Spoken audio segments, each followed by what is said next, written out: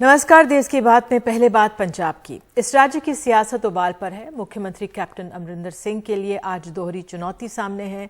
दिल्ली में राहुल गांधी प्रियंका गांधी से नवजोत सिद्धू की मुलाकात होने वाली है, तो अरविंद केजरीवाल चंडीगढ़ में आगामी चुनावों के लिए वादों की उन्होंने बौछार लगा दी है, जिसमें हर परिवार को 300 यूनिट मुफ्त बिजली, 24 घंटे बिजली, पुराने बिल माफ इत्यादि हैं।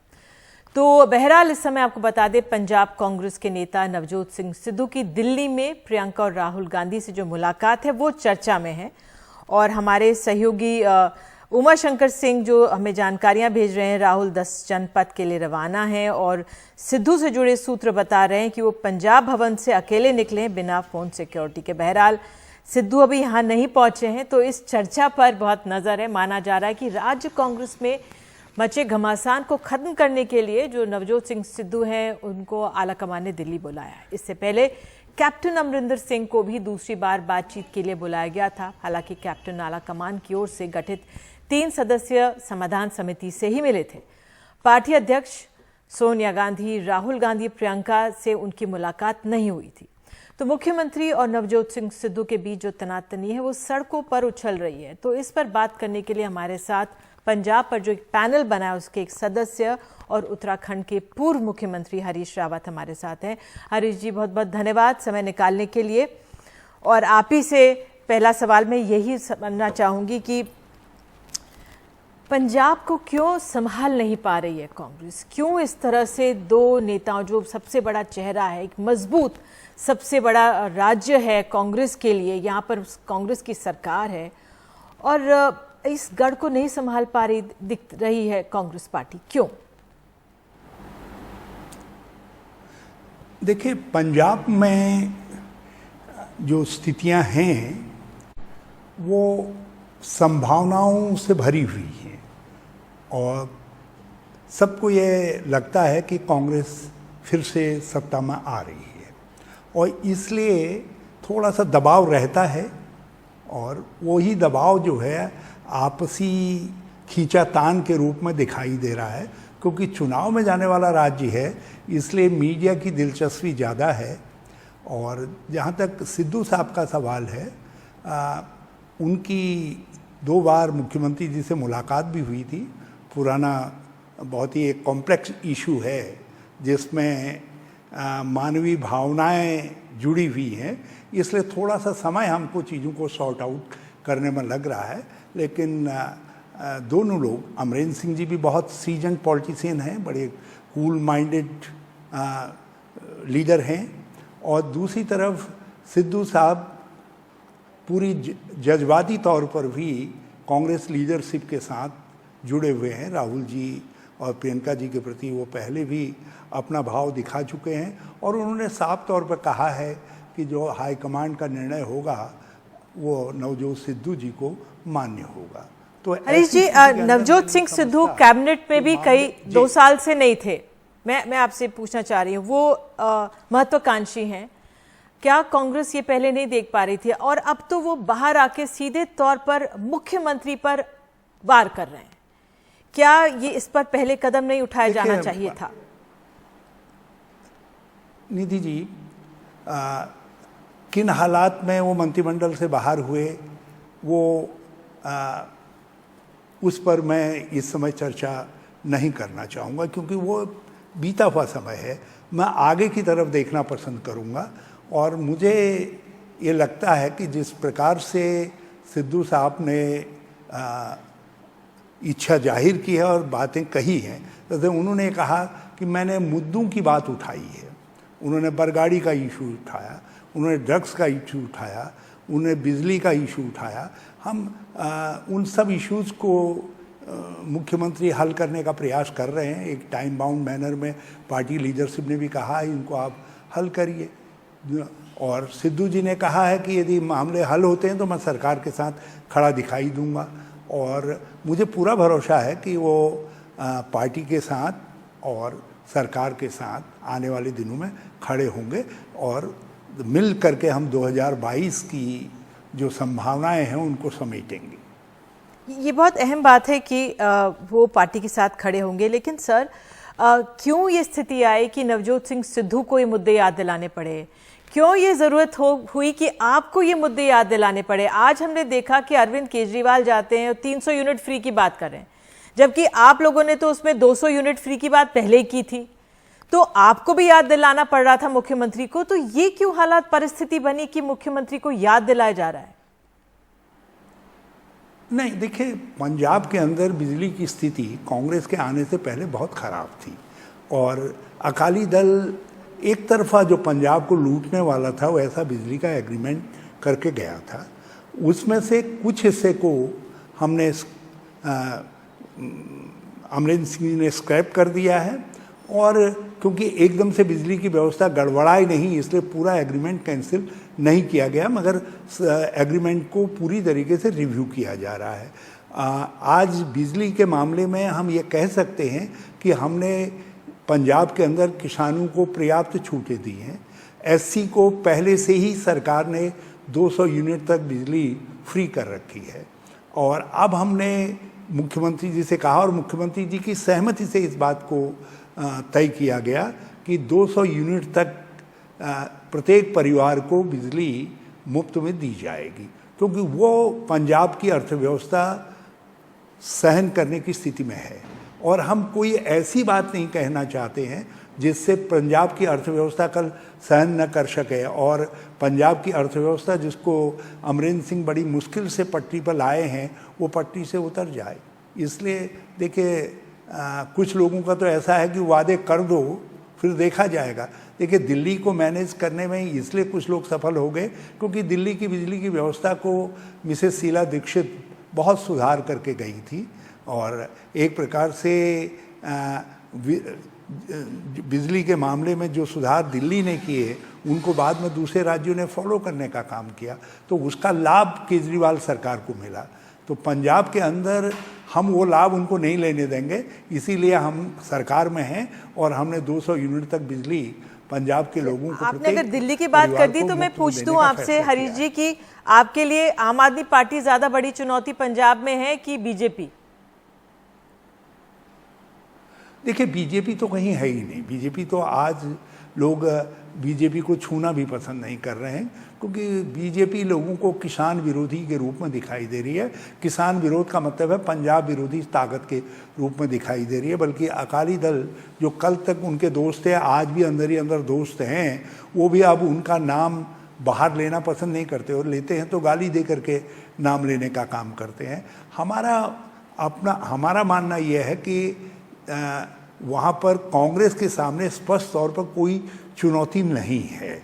हाँ, लेकिन हरीश जी, नवजोत सिंह सिद्धू ने तो यही आरोप लगाया जो है अपने को नवजोत सिंह सिद्धू ने तो यही आरोप लगाया कि क्या अकाली के साथ उनका कुछ तालमेल मुख्यमंत्री बिठा रहे हैं या बातचीत हो रही है, इस ओर उन्होंने इशारा किया भटिंडा में। नहीं, कहीं कोई अकाली के साथ तालमेल का सवाल ही पैदा नहीं होता।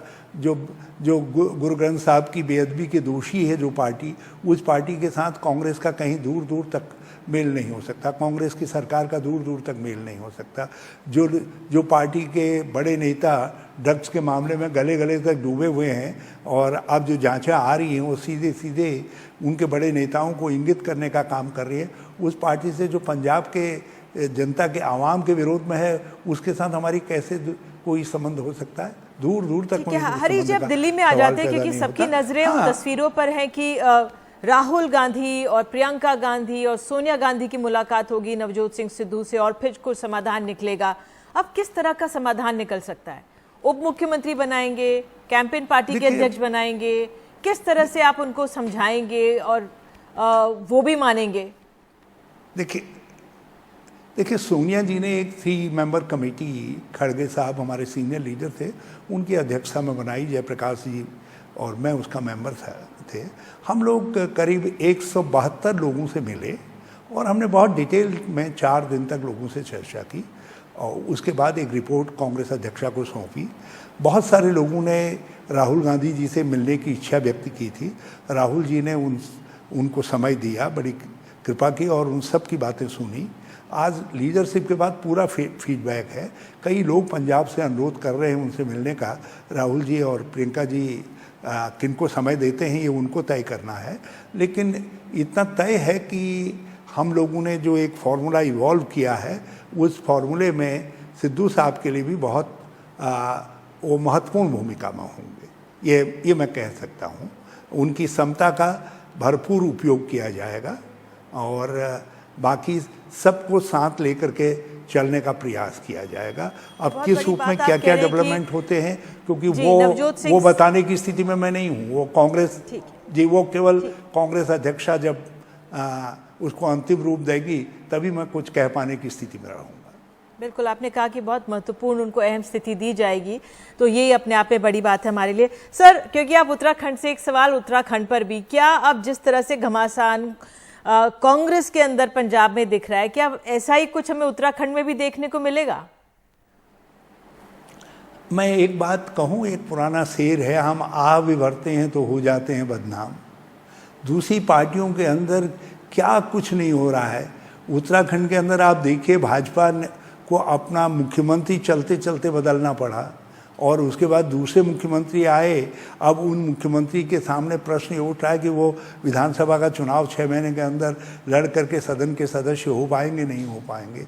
बड़े बड़े घोटाले सामने आ रहे हैं, जिसमें कुंभ के दौरान कोरोना टेस्टिंग का एक ऐसा घोटाला है जिस घोटाले ने सारे राज्य को, हमको शर्मसार करने का काम किया है। उन सब बातों पे नहीं, लेकिन कांग्रेस के अंदर हम एक लोकतांत्रिक पार्टी हैं। लोकतांत्रिक पार्टी में अलग अलग तरीके के विचार होते हैं, सोचें उभरती हैं, लेकिन ऐसा कहीं नहीं है, कोई घमासान नहीं है। मैं ये कह सकता हूँ, जो भी हमारी पिछले दिनों सीएलपी की लीडर की आकस्मिक मौत हो गई, तो उनके स्थान पर सीएलपी के लीडर का चुनाव होना है। जी, सबने सर्वसम्मत तरीके से कांग्रेस हाईकमान को कहा है कि वो नामजद कर दे। लेकिन सर, क्योंकि कांग्रेस अभी विपक्ष में, तो क्यों नहीं बीजेपी की अगर ये कमजोरी है उसको उठाती हुई नजर आ रही? क्यों नहीं कांग्रेस मजबूती से यहाँ पर अपने पैर आगे रखती हुई नजर आ रही? बीजेपी की तो आज चिंतन बैठक भी हो गई है, 3 दिन तक चली है उनकी, काफी उन्होंने अपने, वो सरकार में भी है, लेकिन ऐसा क्यों नहीं?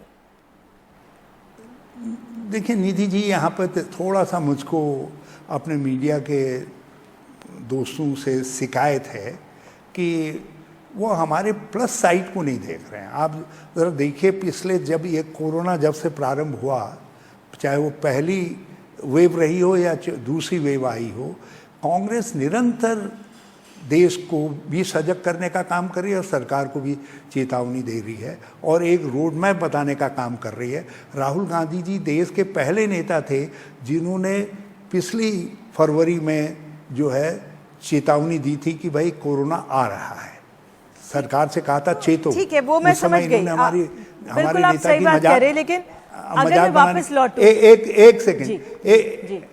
एक सेकंड, हमने जब ये दूसरी वेव आई तो राहुल जी पहले नेता थे देश के विपक्ष के जिन्होंने जो है चेतावनी दी थी कि ये दूसरी वेव आ रही है, ये बहुत खतरनाक है और आपकी तैयारियां शून्य हैं, आप तैयारी करिए करके। अभी हमने इतना जो वाइट पेपर, एक डॉक्यूमेंट, वो ऐसा डॉक्यूमेंट है जो कोरोना पर आज की स्थिति और आगे की लड़ाई के लिए पूरे देश को तैयार करने का काम कर रहा है। लेकिन हम जो कुछ कर रहे हैं उसको लोग उतना जितना महत्व देना चाहिए था वो महत्व नहीं दे रहे हैं। हरी जी, सियासत पे अगर मैं वापस लौटूं, पहले व्यक्ति हरी जी, विपक्ष के, सियासत में वापस लौटूं, जो हमारी चर्चा शुरू हुई थी पंजाब को लेकर, सर पंजाब को लेकर चर्चा शुरू हुई थी, कहा यह जा रहा है जी, कहा यह जा रहा है कि अभी बैठक ही नहीं हो रही है, सिद्धू और राहुल गांधी की बैठक ही नहीं हो रही है, ऐसा है?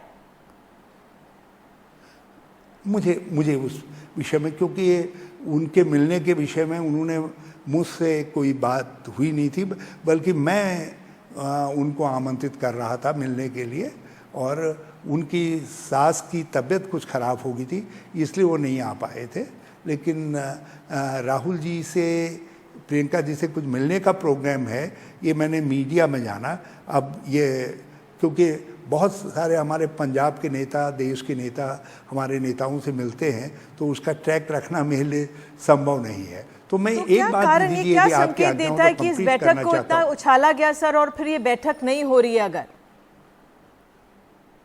नहीं, ये हमारी तरफ से नहीं उछाला गया है, ये हमारी तरफ से कुछ नहीं कहा गया है, लेकिन मैं मुझे जानकारी नहीं, लेकिन मैं श्री नवजोत जी से संपर्क करूंगा कि क्या ऐसी कोई बात वो मिलना चाहते तो उनके वो तो कभी भी मिल सकते हैं, कभी भी मिल सकते हैं, कहीं भी मिल सकते हैं, लेकिन मुझे लग रहा है कि या तो मेरी जानकारी में नहीं है या फिर कोई और बात है कि वो नहीं मिल पाए या मिल पाए, ये मुझे कोई जानकारी नहीं है।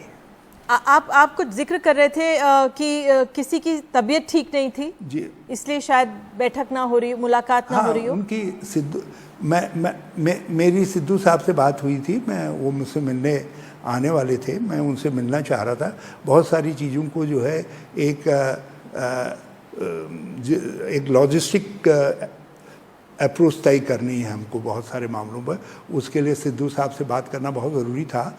तो उनका दूसरे दिन मुझको टेलीफोन आया कि मैं आना चाह रहा था, लेकिन मेरी मदर इन लॉ की तबीयत कुछ ख़राब है करके, तो कोई कारण हो सकता है। और ये बात कहाँ से उठी है मुझे नहीं मालूम है, लेकिन वो कभी भी राहुल जी से, प्रियंका जी से मिल सकते हैं, इसमें कहीं कोई दिक्कत नहीं है, इसमें कहीं किसी तरीके की बाधा नहीं है। हाँ, वो एक सेलिब्रिटी हैं, इसलिए मीडिया की रुचि रहना, मैं मीडिया को भी दोष नहीं देता, मीडिया की रुचि रहना स्वाभाविक है।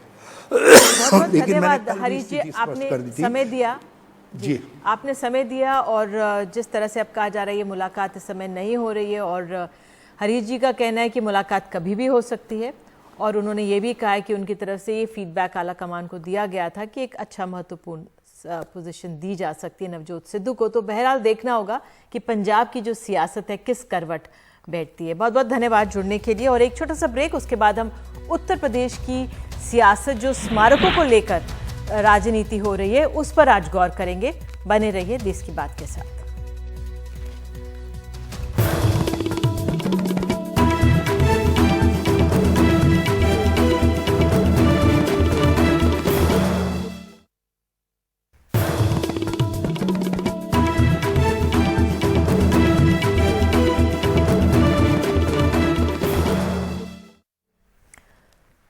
उत्तर प्रदेश की योगी सरकार अब लखनऊ में अपना अंबेडकर स्मारक बनवाएगी। इस स्मारक का शिलान्यास आज राष्ट्रपति रामनाथ कोविंद ने किया। इससे पहले मायावती ने पहले लखनऊ में अंबेडकर स्मारक बनाया है। मायावती ने इस पर फौरन ट्वीट कर कहा कि पूरा वक्त दलितों का उत्पीड़न करने वाली बीजेपी सरकार चुनाव के वक्त नाटकबाजी कर रही है।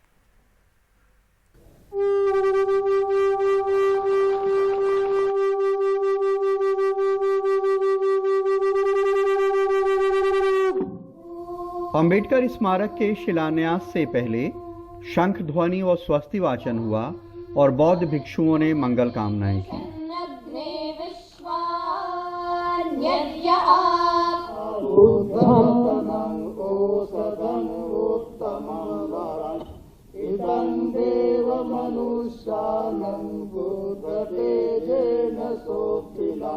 फिर राष्ट्रपति ने बटन दबाकर अंबेडकर स्मारक का शिलान्यास किया। उन्होंने बताया कि महात्मा बौद्ध के एक वाक्य को अंबेडकर बार बार दोहराते थे, अब सरकार ने उसे अपना नारा बनाया है। बार बार वो कहते थे भवतु सब्ब मंगलम। ये शब्द भगवान बुद्ध के थे, उसको बाबा साहब बार बार दोहराते थे। इसका मैं उल्लेख कर रहा हूँ कि मुझे खुशी है कि वर्तमान सरकार भवतु सब्ब मंगलम का जो मूल पाठ है, मूल उद्देश्य है, उसको साकार कर रहे हैं। आज के इस योगी आदित्यनाथ ने अपने भाषण में बाबा साहब के लिए किए जा रहे केंद्र सरकार के कामों का जिक्र किया। उन्होंने बताया कि बाबा साहब की यादों को सुरक्षित रखने के लिए मोदी सरकार पंचतीर्थ बना रही है। इनमें मऊ में जहां अंबेडकर का जन्म हुआ, लंदन का घर जहां रह के उन्होंने पढ़ाई की, नागपुर में दीक्षा भूमि, मुंबई में चैतन्य भूमि और दिल्ली में महापरिनिर्वाण स्थल शामिल हैं। ये पंचतीर्थ बाबा साहब भीमराव अंबेडकर की स्मृतियों के साथ साथ भारत की उस आवाज को वैश्विक स्तर तक पहुंचाने का भी एक माध्यम है, जो विश्व मानवता को सदैव वंचितों, दलितों, उपेक्षितों की आवाज के रूप में बाबा साहब भीमराव अंबेडकर का एक नया संबल सदैव प्रदान करेगा। अगले साल के शुरू में यूपी में चुनाव हैं, जिनमें 21% दलित वोटों के लिए लड़ाई है। 2014 में मोदी की आमद के बाद से बीजेपी गैर जाटव दलित वोटों में सेंध लगाने की कोशिश कर रही है। इनमें वो कामयाब भी हुई है। 2007 के विधानसभा चुनाव में यूपी विधानसभा में 89 सुरक्षित सीटें थीं। इनमें 63 सीटें बीएसपी ने जीती थीं। लेकिन 2017 के विधानसभा चुनाव में यूपी विधानसभा में 86 सुरक्षित सीटें थीं।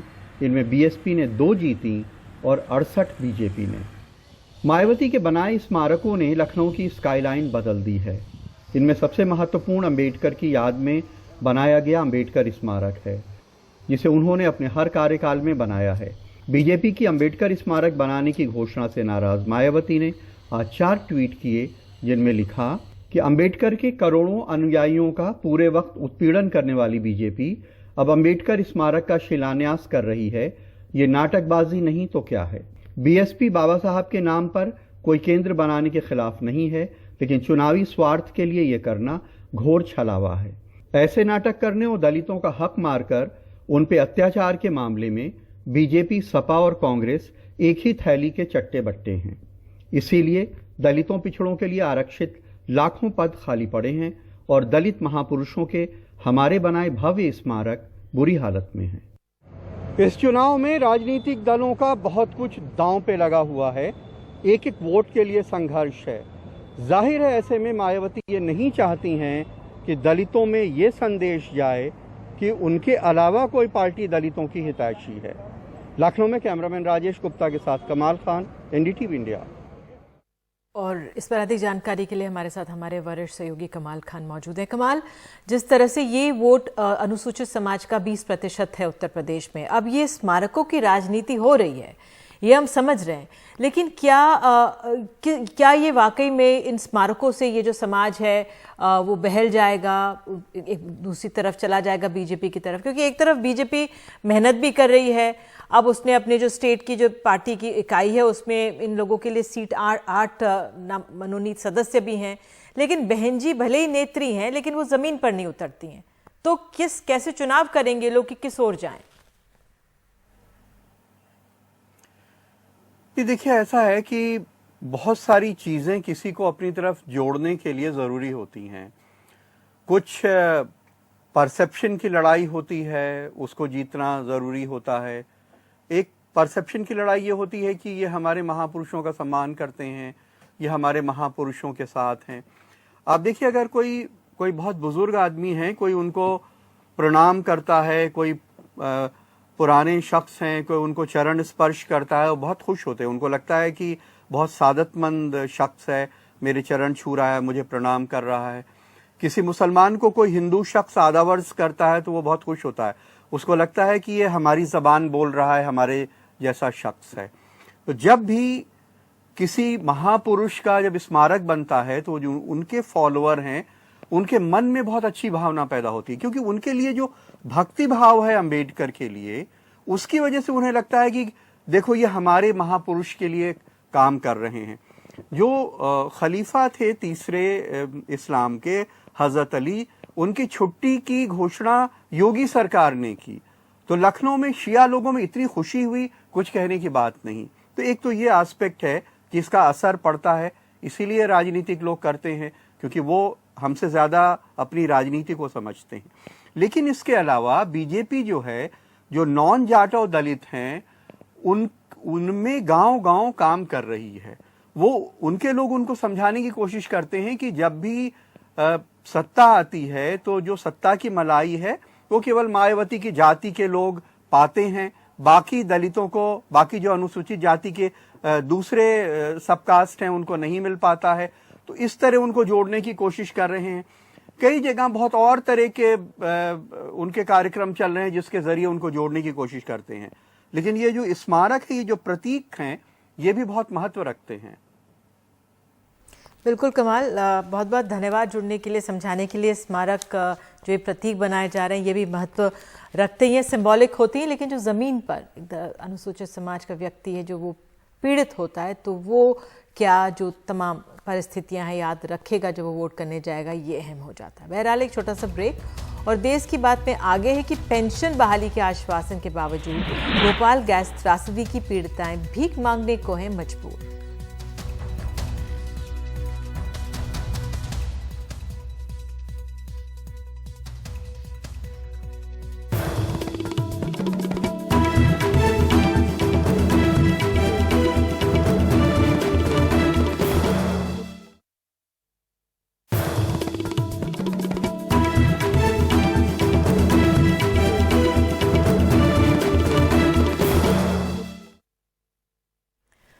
कोविड की दूसरी लहर के दौरान सबसे ज्यादा मार होटल और रेस्टोरेंट्स पर पड़ी है। सीएमआई के आंकड़े बताते हैं कि इस सेक्टर में करीब 35 लाख नौकरी गई और 90 अरब का नुकसान हुआ। हालांकि वित्त मंत्री ने इस सेक्टर को पैकेज देने का ऐलान किया है, लेकिन होटल और रेस्टोरेंट्स के लोग कहते हैं कि पहले से ही कर्ज में डूबे लोगों को फिर से कर्ज देने की ये कोशिश है। ये रिपोर्ट देखिए।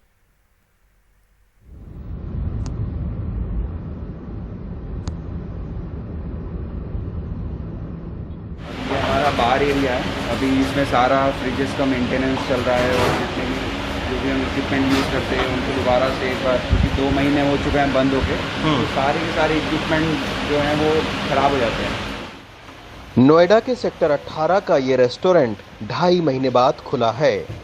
फ्रिज से लेकर चूल्हा तक और लाइटिंग से लेकर रंग-रोगन तक नए सिरे से कराना पड़ रहा है। इस दौरान मालिक पुनीत पर करीब 2 महीने का किराया 12 लाख रुपए और 3 लाख रुपए कॉमन मेंटेनेंस चार्ज का कर्जा चढ़ गया है। ऊपर से रेस्टोरेंट को शुरू करने के लिए 4 से 5 लाख रुपए का खराब हो गया सामान अलग से खरीदना पड़ रहा है। जो सरकार का पैकेज है ये हमारे को लोन तो दे रहे हैं, बट लोन से हमें फ़ायदा क्या हो रहा है रेस्टोरेंटर्स को? बिकॉज आप इंटरेस्ट भी वही चार्ज कर रहे हैं जो नॉमिनल रेट ऑफ इंटरेस्ट है मार्केट में, और हमारी बैलेंस शीट्स को देख के, जो 6 महीने की या 3 महीने की बैलेंस शीट्स को देख के, बैंक आरबीआई के केस का अगर हम देखेंगे तो दे क्रिएट अ डेटर, जो देखते हैं 30-60 दिन 90 दिन का डेटर क्या है। अब 90 दिन के बाद जब बैंक में वही पेपर्स आप सबमिट कराओगे तो वो कहते हैं आपके डेटर लिस्ट तो इतनी ज़्यादा है, तो आपको तो हम बैंक लोन देंगे ही नहीं।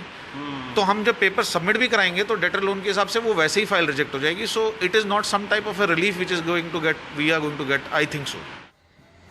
नोएडा के सेक्टर 18 में 30 से ज्यादा रेस्टोरेंट, बार और पब हैं, जहां करीब 2000 से ज्यादा लोग काम कर रहे थे, लेकिन फिलहाल ज्यादातर बंद हैं या जो खुले हैं उनमें लोग नहीं जा रहे हैं। लॉकडाउन के बाद में कुछ लोग अपना रेस्टोरेंट, पब और बार खोल रहे हैं, लेकिन तमाम सारे जो रेस्टोरेंट और बार हैं वो अभी भी बंद पड़े हुए हैं। ये टीटोज़ है जो कि एक सेक्टर 18 का एक बहुत ही अच्छा बार और रेस्टोरेंट हुआ करता था, तो इसके मालिक से हम कोशिश करेंगे मिलने की कि आखिर उन्होंने क्यों अभी तक बंद कर रखा है। नोएडा में जहां टीटू क्लब बंद पड़ा है, वहीं उसके मालिक नीरज दीक्षित हमें दिल्ली के मयूर विहार के अपार्टमेंट में वॉक पर मिले। ये कनॉट प्लेस में मास्टर ऑफ मार्ट्स के भी मालिक हैं। दोनों क्लब फिलहाल बंद पड़े हैं। पहला लॉकडाउन खुलने के बाद 30 लाख रुपए लगाकर कनॉट प्लेस का बार खोला था, लेकिन दूसरे लॉकडाउन के बाद अब वो लाखों रुपए के कर्जदार हो गए हैं और इनके साथ काम करने वाले करीब 250 से ज्यादा लोग बेरोजगार। हकीकत में ये पैकेज जो है खाली ऑन पेपर है और ये सिर्फ सीधा सीधा लोन है। जैसे किसी भी बिजनेस को शुरू करने के लिए या कैपिटल के लिए दोबारा लोन चाहिए हो तो उसी तरीके से बैंक में जाके लोन लेना पड़ता है। पूरी प्रॉपर डॉक्यूमेंटेशन है, पूरी गारंटीज हैं।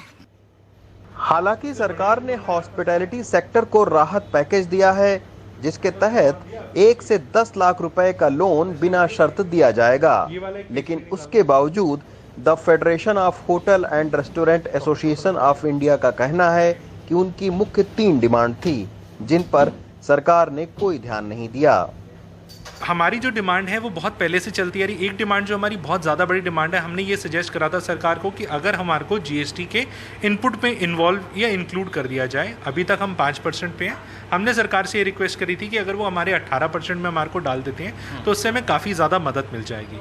दूसरी जो थी, हमने ये रिक्वेस्ट करी थी कि अगर जीएसटी कि हमारे को वेवर मिल जाए कि 6 महीने तक हमें कोई जीएसटी ना पे करना पड़े किसी तरीके से, या जो हम बिजली के बिल दे रहे हैं बिजली के अंदर हमारे को कोई रियायत मिल सके, एक्साइज के फ़ी या जितनी भी लाइसेंसिंग है उसमें कोई रियायत मिल सके, जिससे हमें काम करना आसान हो पाए और हम अपने पैरों पे दोबारा जल्दी से खड़े हो पाए। फिलहाल सरकार के इस ऐलान से होटल और रेस्टोरेंट के मालिक में बहुत ज्यादा उत्साह नहीं है। ऊपर से कोरोना की तीसरी लहर आने की आशंका और कई राज्यों में शनिवार रविवार को लॉकडाउन होने की वजह से होटल रेस्टोरेंट इंडस्ट्री में निराशा ही है। नई दिल्ली से Ravish Ranjan Shukla, NDTV India. Bhopal gas त्रासदी ने कई परिवारों को उजाड़ दिया। सालों बाद सरकार ने गैस त्रासदी में विधवा हुई महिलाओं को पेंशन उनसे छीन ली। पेट भरने के लिए इनमें से अब कई बुजुर्ग हो गई हैं और भीख मांगने पर मजबूर हैं।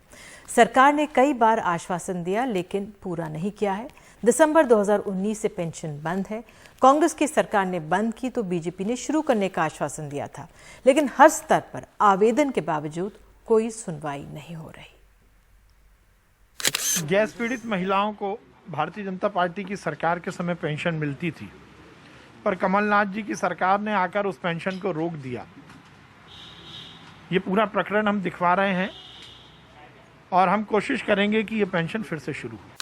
देखिए, हमारी सरकार ने कल्याणी बहनों को, जो विधवा बहनें हैं गैस कांड की, उनको 1000 रुपये पेंशन शुरू की थी, पर कांग्रेस ने उस पर, जो 15 महीने की सरकार थी, उन्होंने उस पर रोक लगाई और केंद्र सरकार से उसका कोई कम्युनिकेशन स्थापित नहीं किया। देखिए, सबसे महत्वपूर्ण बात है, अभी तक तो केंद्र सरकार के पैसे से बजट में मिलती थी पेंशन, पर माननीय मुख्यमंत्री जी की सहृदयता है, संवेदनशीलता है कि स्टेट बजट से हम अब ये प्रावधान कर रहे हैं। 18 महीने में मंत्री जी ने 3 बार हमारे कैमरे पर गैस पीड़ित विधवाओं की पेंशन शुरू करने का वायदा किया। कांग्रेस को जमकर कोसा, लेकिन पेंशन अब तक शुरू नहीं हुई।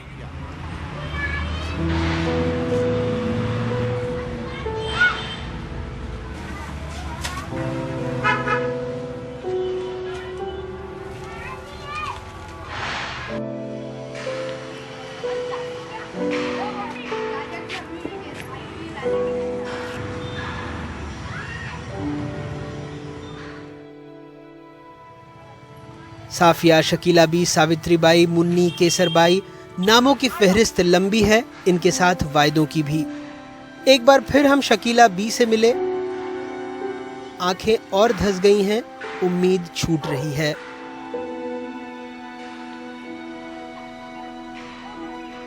हमारे को 2 साल हो गए, अभी तक पैसे नहीं मिले हमारे को। कहते हैं नहीं आया पैसे, बंद हो गया और कोई सहायता नहीं है। जाते हैं तो भगा देते हैं। झूठ बोल रही है सरकार, उनका पेट भरा, रोड बना दिया, ये फुहारे लगा दिया, पर गरीब के आगे कोई पैसा नहीं आ रहा है।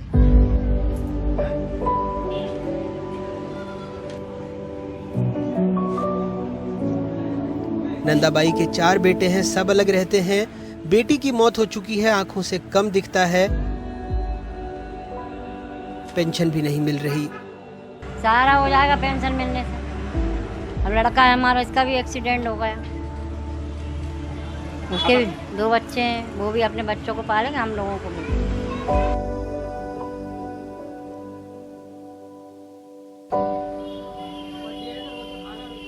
2010 में केंद्र में मंत्री स्तरीय समिति की सिफारिशों पर भोपाल गैस त्रासदी राहत एवं पुनर्वास विभाग ने गैस पीड़ित विधवाओं को पेंशन देने का फैसला किया था। भोपाल गैस त्रासदी में 5000 से अधिक महिलाएं विधवा हुईं। अब कई पीड़ित 75 से 80 साल की हो चुकी हैं। 350 विधवा महिलाओं की मौत हो चुकी है। 1000 रुपये हर महीने इन्हें पेंशन मिलती है। 2011 से इन्हें ये पेंशन दी जा रही है। पहले 750 रुपये पेंशन मिलती थी। केंद्र सरकार ने इसके लिए जिला कलेक्टर को 30 करोड़ रुपए दिए थे। पेंशन की राशि का 75% केंद्र देता था, 25% राज्य सरकार। अप्रैल 2016 से नवंबर 2017 में भी बिना कारण पेंशन रोकी गई थी। दिसंबर 2017 में इसे फिर से शुरू किया गया। दिसंबर 2019 में कमलनाथ सरकार ने इसे रोक दिया। दिसंबर 2020 में ये घोषणा की कि सभी गैस पीड़ितों को पेंशन दी जाएगी। विभाग के पास पैसे की कोई कमी नहीं है। ये बात पूरी तरह से कैबिनेट में भी पास हो गई कि हुई। आज भी वो 5000 महिलाएं बिना पेंशन के अपनी जीवन यापन कर रही हैं, बहुत मुश्किल से। 10 साल पहले इन महिलाओं को बहनें बनाए थे, राखियां बंधवाई थी, बड़ी बड़ी घोषणाएं की थी, और आज जब लगभग 2 साल से उनकी पेंशन बंद है तो इस पे कोई त्वरित कार्रवाई नहीं की जा रही है। गैस राहत मंत्री फिर कांग्रेस को कोस रहे हैं, वायदा कर रहे हैं पेंशन मिलेगी। देखिए, हमारे सरकार का ही निर्णय है कि हम जो हमारी गैस पीड़ित महिलाएं हैं, जो कल्याणी हैं, जिनका सुहाग गैस कांड के समय उजड़ गया, उनको हम 1000 रुपये पेंशन देंगे। और कांग्रेस की सरकार ने इसको बंद कर दिया था, पर शिवराज सिंह चौहान जी ने पुनः शुरू किया है और वो हम जल्द से जल्द शुरू कर रहे हैं। दरअसल 2008 में मध्य प्रदेश सरकार ने गैस पीड़ितों के लिए केंद्र को एक एक्शन प्लान भेजा था। 472 करोड़ मांगे गए कचरे, गैस के जहर, पेंशन जैसे मद में 2010 में पैसा मिला, लेकिन अगले ही साल से सरकार का रोना शुरू हो गया। हालांकि अभी भी उस पैसे से लगभग 147 करोड़ रुपए खर्च नहीं हुए हैं, जिसमें 40 करोड़ सामाजिक पुनर्वास और 80 करोड़ आर्थिक पुनर्वास का है। गैस पीड़ित विधवाओं के साथ न्याय नहीं चलेगा। सरकार वैसे भी विधवाओं की संख्या 5000 पर रोक चुकी है, जबकि असली संख्या इससे कहीं ज्यादा है। कई स्तरों पर ये बुजुर्ग विरोध कर चुके हैं, लेकिन सुनवाई कहीं नहीं। माननीय अगर एक दिन काम करें तो पेंशन के हकदार, अगर विधायक से सांसद बन जाएं तो डबल पेंशन। लेकिन इन विधवाओं को 1000 रुपये के पेंशन के लिए 1.5 साल से जद्दोजहद करनी पड़ रही है। वैसे सरकार 1000 रुपये की पेंशन की डफली बजा रही है। 600 रुपये तो वैसे भी वृद्धा पेंशन में मिलते हैं, यानी सिर्फ 400 रुपये वो और जोड़ेगी। क्या यही रामराज है जहां विधवाओं को अपने पेंशन के लिए दर दर की ठोकरें खानी पड़े? भोपाल से कैमरा पर्सन रिजवान खान के साथ अनुराग द्वारी, NDTV इंडिया।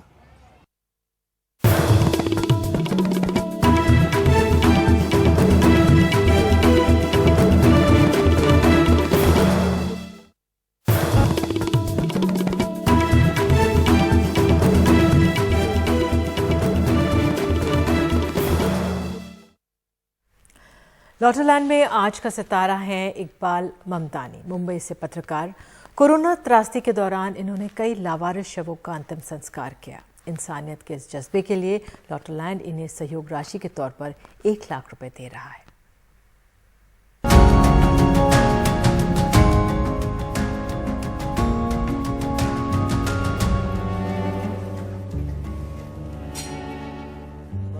इक्यावन साल के इकबाल ममदानी कभी पत्रकार हुआ करते थे, आज लावारिस शवों के मुक्तिदाता बने हुए हैं। इकबाल ममदानी और उनके साथी मुंबई में अब तक 1400 के करीब शवों को अंतिम विदाई दे चुके हैं, जिनमें 800 हिंदू और 600 मुस्लिम थे। काम को हमने जब शुरू किया तो मुंबई के अंदर सिर्फ हम मुस्लिम बॉडीज को क्लेम करते थे और उसको कब्रिस्तान तक पहुंचाते थे। लेकिन जब हम मॉर्चरी में जाने लगे तो हमारी नज़र में आया कि कई ऐसी बॉडीज़ के थप्पे लगे हुए हैं और उसको लेने वाला कोई नहीं है। हमने उस दौर में ये हालात देखे कि पिता अगर है तो वो बेटे की बॉडीज़ क्लेम करने को तैयार नहीं है, बेटे माँ बाप की बॉडीज़ को तैयार करने की लिए तैयार नहीं है, चाहे वो किसी भी मज़हब का हो। तब हमने डॉक्टर से बात की कि अगर आप कहें तो हम इस तरह की जो बॉडीज़ है उसका अंतिम संस्कार अपने अपने रीति रिवाज से हमारे पास टीम है, करा सकते हैं। इकबाल ममदानी और उनकी टीम इस बात का पूरा ख्याल रखती है कि मृतक को उसके धर्म के अनुसार विदाई दी जाए। इसलिए मुस्लिम के लिए जनाजे की नमाज पढ़ी जाती है तो हिंदू को अग्नि देकर उनकी मुक्ति की कामना की जाती है। जस्ट इस्माइल फाउंडेशन ने ममदानी ट्रस्ट के साथ जुड़कर अभियान को गति दी है। सिर्फ ये एक जज्बा था, एक ही भाव था कि भाई इनको हम लोग उनकी जो अंतिम विदाई जो है ना वो उनके मजहब के हिसाब से, उनके धर्म के हिसाब से वो हो जाए और वो अगले जो पड़ाव में है ना वो अपने सुकून से पहुंच जाए। फिर चाहे उनको जन्नत जाना है, स्वर्ग जाना है, जो ऊपर वाले ने तय किया वही होना है, हमारे हाथ में कुछ होना नहीं है। कोरोना की दूसरी लहर में लोगों का डर थोड़ा कम हुआ है और लॉकडाउन के बंधन भी ढीले हुए, लेकिन मुर्दा घरों में सालों से पड़े लावारिस शव बड़ी समस्या थे। इसलिए इकबाल ममदानी की टीम अब मुंबई पुलिस का बोझ हल्का करने में जुटी है। और तकरीबन एक बहुत बड़ी संख्या मुंबई पुलिस के पास थी, जिसको उन्होंने Mamdani health and charitable trust के नाम पर एक लेटर दिया कि मुंबई पुलिस के पास जितनी भी अनक्लेम और अननोन बॉडीज़ है वो hamaरी टीम का सहयोग ले सकती है। जिसके बाद से आप देख रहे हैं कि लगातार ऐसे अनक्लेम बॉडीज़ जो है उसका हम अंतिम संस्कार उनके रीति रिवाज से कराते हैं। कोरोना की दूसरी लहर में तकरीबन 145 लावारिस शवों की अंतिम विदाई कर चुके इकबाल ममदानी और उनकी टीम एम्बुलेंस से लेकर अंतिम संस्कार में आने वाला खर्च भी खुद ही वहन करते हैं। कोरोना महामारी के पहले दौर में इकबाल ममदानी को निजी क्षति भी हुई, लेकिन अपने गम की परवाह किए बिना वो काम में लगे रहे और बिना रुके अपने साथियों के साथ मिलकर लावारिस शवों को अंतिम विदाई देने में अब भी जुटे हुए हैं। मुंबई से कैमरामैन प्रवीण रोहित ससुने से एनडीटीवी मीडिया।